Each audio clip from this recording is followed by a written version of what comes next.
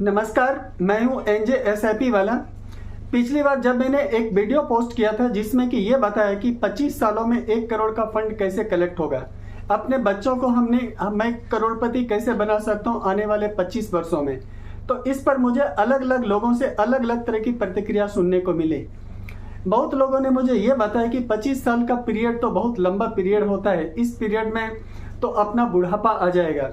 कुछ लोगों ने मुझसे ये भी बताया कि मेरे बच्चे तो ऑलरेडी 10 साल के हैं, किसी के बच्चे 15 साल के हो गए, अब उन्हें भी 1 करोड़ का फंड मुझे देना है तो मुझे क्या करना पड़ेगा, आप इनका एक सरल तरीका बताइए।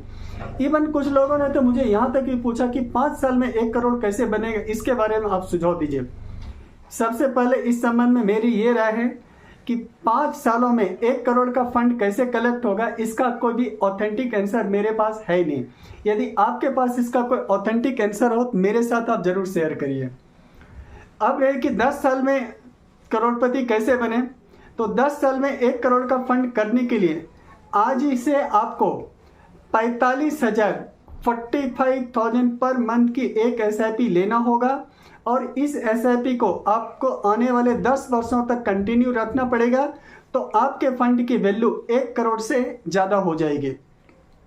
दूसरा रास्ता है कि यदि इतने बड़े अमाउंट में आप कंफर्टेबल नहीं हैं तो इसका सेकेंडरी रास्ता ये है कि आप एक काम कर सकते हैं कि 27,500 की एक एसआईपी ले लीजिए और उसमें 10% का एनुअली टॉपअप ले लीजिए, तो आपका जो फंड की वैल्यू है आने वाले 10 सालों में वो 1 करोड़ से ज़्यादा का हो जाएगा।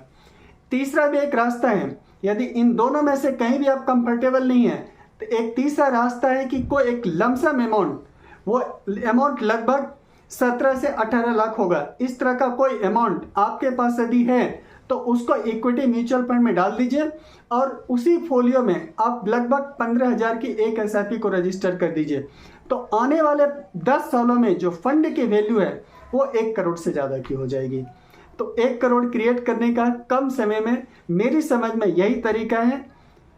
शेष बातें आगे के एपिसोड में करेंगे। Thank you. जय श्री कृष्णा।